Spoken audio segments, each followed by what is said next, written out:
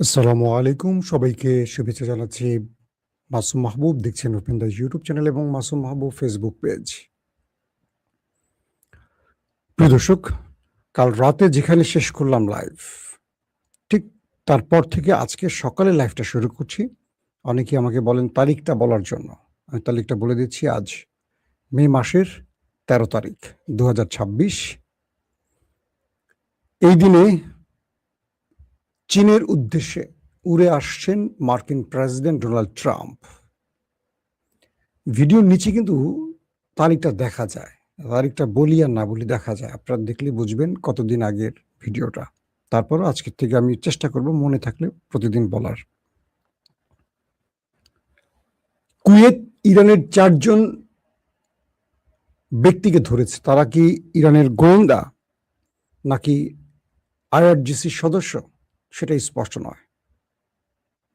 তাদেরকে কুয়েতের বিরুদ্ধে ষড়যন্ত্রের দায়ে আটক করা হয়েছে। কুয়েতের বিরুদ্ধে ইরান কি ষড়যন্ত্র করছে? ২, মুসলিম দেশ আরব আমিরাত থেকে পাকিস্তানিদের বের করে দেওয়ার বিভিন্ন অভিযোগ উঠেছে এবং পাকিস্তানিদেরকে কাজ থেকে বিরত রাখারও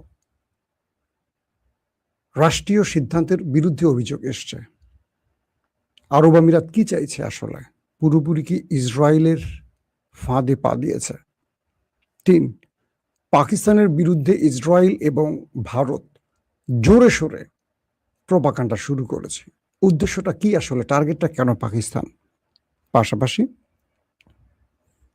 তুরস্কের নেতৃত্বে একটা ঐক্য হওয়ার জোর চেষ্টা চলছে। বিভিন্ন সূত্রের খবর, পাকিস্তান, সৌদি আরব, কাতার এরকম আরো কয়েকটি দেশ এখানে জড়াবে। শেষে এখানে যুক্ত হতে পারে ইরানের মতো আলোচিত দেশটিও। ট্রাম্প আছেন এখন, ট্রাম্প চীন সফরে গেছেন, সেখানে তার সম্ভাব্য সফরের পরিকল্পনা কি সেগুলো জানাবো। দর্শক, কুয়েতে একটি বিমান ঘাঁটির আশপাশে, মার্কিন যে বিমান ঘাঁটি আছে কুয়েতে, তার আশপাশ থেকে আটক করা হয়েছে ৪ জন ইরানিকে। কুয়েত বলছে, বা কুয়েতের সরকারের পক্ষ থেকে বলা হচ্ছে, এরা আইআরজিসির এজেন্ট, অর্থাৎ আইআরজিসির সদস্য বা এজেন্ট। তারা কুয়েতের বিরুদ্ধে কোনো ষড়যন্ত্রের পরিকল্পনা নিয়ে কাজ করছিল। এ সময় তাদেরকে আটক করা হয়েছে। ইরানের পক্ষ থেকে ছোট একটি স্টেটমেন্ট পাওয়া গেছে যে এইরকম কোনো দায়িত্ব ইরান কাউকে দেয়নি যারা ভিন দেশে গিয়ে ষড়যন্ত্র করবে, বরং ইরান তার নিজের শত্রুদের দমনই সবচেয়ে বেশি এখন সচেষ্ট আছে। ইরান বলছে যে আমরা প্রতি মুহূর্তে আমাদের শত্রুদেরকে দমনই ব্যস্ত আছে, আমরা অন্য দেশের শত্রুতা করব এরকম নীতি আমরা কখনো গ্রহণ করিনি, বা ইরান এরকম কাজ কখনো করে না। প্রশ্ন হতে পারে যে কুয়েতের মতো একটি মুসলিম দেশ, তারা ইসরায়েল আমেরিকার পক্ষে দাঁড়িয়ে ইরানের বিরুদ্ধে দাঁড়াচ্ছে কেন? কারণ সাম্প্রতিক সময় ইরান কুয়েতের উপর যতগুলো আক্রমণ করেছে, প্রত্যেকটি আক্রমণ ছিল মার্কিন এবং ইসরায়েলি স্বার্থ সংশ্লিষ্ট টার্গেটে। কুয়েতের ভেতরে বড় কোন, মানে কুয়েতের বা রাষ্ট্রীয়ভাবে বা কুয়েত জনগণের কোনো ক্ষতি করেনি। যেমন আমরা একটা ভিডিওতে আপনারা সবাই দেখেছেন, সোশ্যাল মিডিয়ায় ভাইরাল হয়েছিল, সেটি হলো একটি মার্কিন যুদ্ধ বিমান ভূপাতিত হয়, পাইলট প্যারাশুট দিয়ে নেমে পড়ে, কুয়েতের জনগণ সেই পাইলটকে মোটামুটি যা করার করে। তার মানে কি, কুয়েতের জনগণের সাপোর্টটা ইরানের পক্ষে, যারা মার্কিন পাইলটকে মোটামুটি ধরার পর কান টান ধরে চট থাপ্পড় দিয়ে পাছায় বাড়ি টাড়ি দিয়ে ছেড়ে দেয় বা কুয়েত সরকারের কাছে হ্যান্ড ওভার করে। তার মানে আমেরিকাকে কুয়েতের জনগণ ভালোবাসছে না, বাসছে ইরানকে। তো এই মুহূর্তে কুয়েত যে কাজটি করছে, এই কাজটি কতটুকু সমীচীন আমার জানা নেই। আরব আমিরাত মধ্যপ্রাচ্যের বিস্ফোরা। আরব আমিরাত তারা ইসরায়েলের সাথে গোপন থেকে এখন প্রকাশ্যে প্রেম শুরু করেছে। অনেক জায়গায় অভিযোগ এসছে যে তারা আয়রন ডোমের মতো প্রতিরক্ষা ব্যবস্থা ইনস্টল করেছে আরব আমিরাতে। চিন্তা করেন, সামরিক চুক্তির মধ্যে ঢুকে গেছে এমন অভিযোগ আসছে তাদের বিরুদ্ধে। পাশাপাশি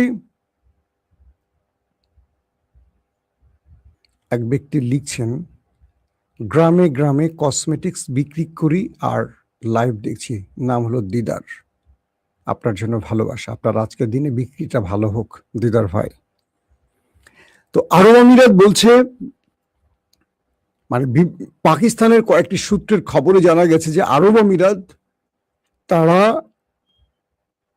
ইরানকে সহযোগিতার দায়ে পাকিস্তানের অনেক জনগণকে কাজ থেকে বের করে দিচ্ছে এবং ভেতরে পাকিস্তানের জনগণকে আরব আমিরাত ছাড়ার জন্য নির্দেশ দেওয়া হচ্ছে। পাকিস্তানের অন্যতম সাংবাদিক ইমরান রিয়াজ খান এই তথ্যটি জানিয়েছেন। আমি তাকে প্রশ্ন করেছিলাম, পাকিস্তানের উপর আরব আমিরাতের রাগটা কোথায়? তারা বলল যে দীর্ঘ কয়েক যুগ ধরে পাকিস্তান এবং আরব আমিরাত, সৌদি, কাতার এদের সাথে সম্পর্ক ভালো। আপনারা জানেন যে পাকিস্তানের সেকেন্ড হোম আরব আমিরাত বা সৌদি আরব বলা হয় সবসময়, এবং এদের ভিসা প্রসেসিং খুব সহজ, চাইলেই সকালে বিকালে চলে যেতে পারে, এরকম একটা অবস্থা। তো ইসরায়েল এই মুহূর্তে আরব আমিরাতকে বলছে তোমার শত্রু ইরানের চেয়ে বড় পাকিস্তান, কারণ পাকিস্তান ইরানের হয়ে কাজ করছে এবং এই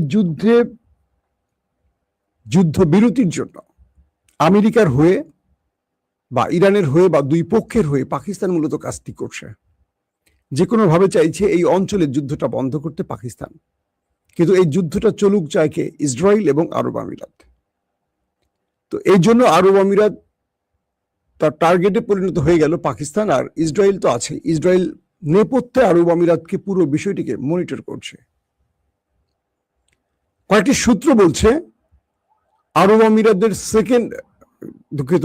ইসরায়েলের পরবর্তী টার্গেট পাকিস্তান, কারণ এক ইরানকে নিউক্লিয়ার মুক্ত করতে পারমাণবিক বা অ্যাটম বোমা বানাতে না পারে তার জন্য এত কিছু করছে। তাদের সবচেয়ে বড় আতঙ্কের জায়গা এখন পাকিস্তান, কারণ একমাত্র মুসলিম দেশ যার হাতে পারমাণবিক আছে। এই পরিস্থিতির মধ্যে আরব আমিরাত যখন পাকিস্তানের শ্রমিকদেরকে বের করে দেওয়ার প্ল্যান করছে, তখন সৌদি আরব নীরবে দেখছে, কারণ সৌদি আরব তার সবচেয়ে কাছের মিত্র হিসেবে পাকিস্তানকে পাশে রাখছে এবং এখন পর্যন্ত পাকিস্তানের দুর্দিনে সবচেয়ে বেশি পাশে দাঁড়ায় যে দেশটি, তার নাম সৌদি আরব। বলা হচ্ছে যে মুসলিম বিশ্বের 4টি দেশ, যারা তুরস্ক, সৌদি আরব, পাকিস্তান এবং কাতার, তারা একটা জোট করছে। আগামী দিনে তারা এমন একটি সংস্থা করতে চায় যাতে ন্যাটোর মতো অন্য কোনো দেশ এসে তাদের উপর আক্রমণ করলে সবাই সবার উপর আক্রমণ বিবেচনা করবে। ন্যাটোর আর্টিকেল 5 অনুযায়ী, মেবি আর্টিকেল 5 যদি ভুল না করে, একটি দেশ আক্রান্ত হলে বাকি দেশগুলো আক্রান্ত হবে বিবেচিত হয় এবং সবাই সম্মিলিত শত্রুকে টার্গেট করে। তো তুরস্ক, সৌদি আরব, পাকিস্তান, কাতার, তারা ভেতরে একটা জোট করছে ইসরায়েলের বিরুদ্ধে এবং আগ্রাসনের বিরুদ্ধে। কিছু সূত্র বলছে এই জোটে ইরানও নাম লেখাতে পারে এবং এই জোটে ইরান কিভাবে আসবে সেই ব্যাপারে ইরানের সাথে সৌদি আরবের আলোচনাও চলছে। আপনারা ইতিমধ্যে জেনে গেছেন যে আমেরিকা যখন সেকেন্ড টাইম আক্রমণ করতে এসেছিল যুদ্ধবিরতির পর, এক রাতে রহস্যজনক মুভমেন্ট হয়েছে, আমি বলেছিলাম আপনাদের লাইভে। সেই রাতে আমেরিকা আক্রমণ করতে পারেনি সৌদি আরবের কারণে, কারণ সৌদি আরব আক্রমণ করতে দেয়নি ইরানের উপরে।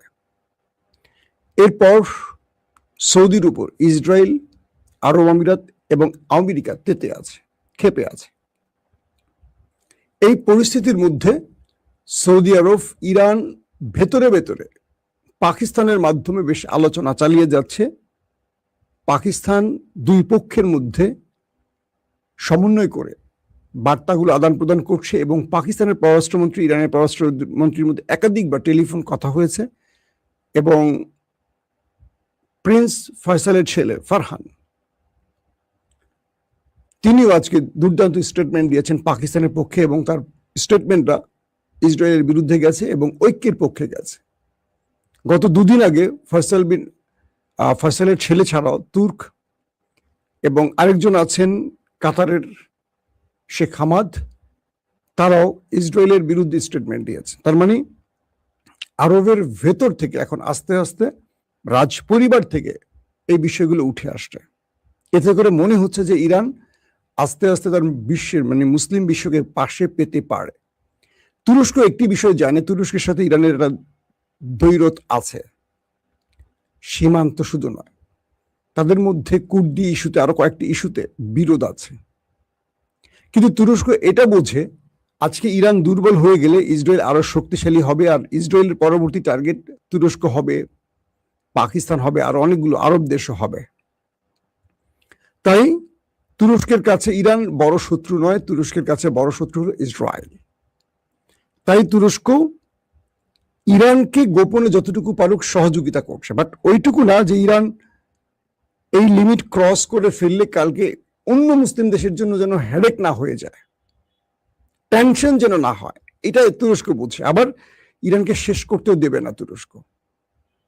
তো তুরস্ক সেজন্য ইরানকে বাঁচিয়ে রাখার জন্য নেপথ্যে বেশ কিছু সিদ্ধান্ত নিয়ে কাজ করছে।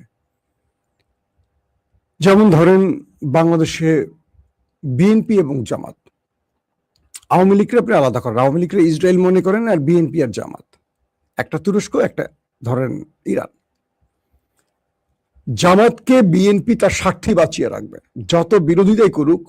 জামাত জিয়াউর রহমান প্যারালালি বাংলাদেশে প্রতিষ্ঠা করেছেন, মানেন আর না মানেন, কারণ জিয়াউর রহমান বা বেগম খালেদা জিয়া তারা জামাতকে শেষ করবেন না, বরং জামাতকে নেপথ্যে সাপোর্ট দেবেন বিভিন্নভাবে। আপনারা প্রকাশ্যে যত বট বাহিনী বলেন, গুপ্ত বলেন, মারামারি কাটাকাটি করেন না কেন, জামাত এবং বিএনপির শেকড় একটা জায়গায় এক হয়ে আছে, এটা প্রকাশ্যে দেখবেন না। তো বিষয়টা এটা নিয়ে অন্যদিন কথা বলবো, বাংলাদেশের ইস্যু না যেহেতু। তো বলা হচ্ছে যে তুরস্ক ইরান তারা যত বিরোধ থাকুক, প্রকাশ্যে যাই বলুক, একে অপরকে শেষ করতে দেবে না। কারণ কাতার ইস্যুতে দেখেন তুরস্ক এবং ইরান একজোট, ফিলিস্তিন ইস্যুতে কাতার কি বলে তুরস্ক এবং ইরান একজোট। তারপর দেখেন ব্রাদারহুড, এই ইস্যুতে তুরস্ক এবং ইরান একজোট, কারণ এই দুটো রাষ্ট্রের অনেক জায়গায় অভিন্ন স্বার্থ আছে, ভিন্ন স্বার্থ আছে। এখন এই মুহূর্তে ডোনাল্ড ট্রাম্প চলে গেছেন চীনে, কারণ ইরানকে তিনি কোনোভাবে বাধ্য করতে পারছে না, ইরান ডোনাল্ড ট্রাম্পের কোনো কথা শুনছে না। এই পরিস্থিতির মধ্যে ডোনাল্ড ট্রাম্প চীনের কাছে গেছেন সাহায্যের জন্য। তিনি যদিও বিমানে ওঠার আগে বলছেন যে ইরান ইস্যুতে কথা হবে, তাইওয়ান ইস্যুতে কথা হবে, বাট এটা আমার উদ্দেশ্য না, আমার উদ্দেশ্য বাণিজ্যিক সম্পর্কের। কিন্তু মূল জায়গাটাই হলো আসলে ইরান। তিনি প্রকাশ্যে এটাকে গুরুত্ব না দিয়ে বললেও এটি তার প্রধান টার্গেট। এই কারণে ট্রাম্প মধ্যবর্তী নির্বাচন পার করতে যাচ্ছেন। ইরানকে তিনি যদি এই মুহূর্তে পরাজিত করতে না পারেন, এই নির্বাচনে তিনি হেরে যাবেন। এখন এই পরিস্থিতিতে চীনকে দিয়ে তিনি যে কোনোভাবে ইরানকে চাইবেন বাধ্য করতে। তবে চীন এবং ইরানের মধ্যে এই বিষয়ে পূর্বেই আলোচনা হয়ে গেছে, কারণ ইরানের পররাষ্ট্রমন্ত্রী আব্বাস আরাকচি চীন সফর করেছেন আগেই, ট্রাম্পের সফরের আগে। সেই সফরে চীন তার বিষয়গুলো মানে ইরান তার বিষয়গুলো, ডেডলাইনগুলো, তার সীমারেখাগুলো চীনকে জানিয়ে দিয়েছে। চীন এবার ট্রাম্পকে বলবে তোমাকে সর্বোচ্চ এই ছাড় দিতে পারে ইরান, এর বাইরে আর কিছু করবে না।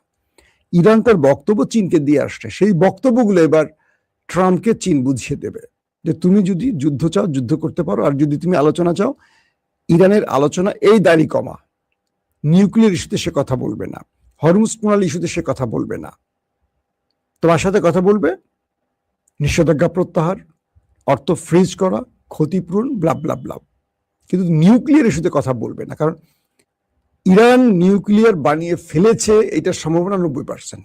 এটা যদি বানিয়ে ফেলে এটা চীন এবং রাশিয়া জানে। তো এখানেই ইরানের কোনো বার্তা আমেরিকাকে চীন পৌঁছে দেবে। যদি ইরান নিউক্লিয়ার না বানিয়ে থাকে, কালকে যে তাদের একজন জ্যেষ্ঠ বিচারক, আইনজীবী যে কথাটি বলেছেন যে দ্বিতীয়বার ইরানে হামলা হলে ইরান নিউক্লিয়ার বানাতে কাজ করবে বা 90% ইউরেনিয়াম সমৃদ্ধ করবে, মানে নিউক্লিয়ার বানাবে। 90% তো নিউক্লিয়ার তৈরি করা। এর অর্থ হলো ইরান আমেরিকাকে বার্তা দিচ্ছে বা বিশ্বকে বার্তা দিচ্ছে যে আমরা নিউক্লিয়ার বানানোর দ্বার প্রান্তে আছি। এই কাজটা করতে তাদের সর্বোচ্চ 15 দিন সময় লাগবে। এখন এটা দিয়ে ইরান দুটো জিনিস দিয়েছে, কারণ আমেরিকা যে কোনো সময় একটা মামুলি অ্যাটাক করবে, ওটা কি অজুহাত করে বিশ্বকে বলবে এই কারণে আমরা নিউক্লিয়ার বানিয়েছি। ইরান এই বিষয়টিকে মোটামুটি গুরুত্ব দিয়ে এখন খেলছে। এটা আমেরিকা বুঝতে পারছে যে ওদেরকে টোকা দিলে ওরা বোমা বানাবে, ওরা টোকা না দিলে বোমা বানিয়ে রেখে দেবে।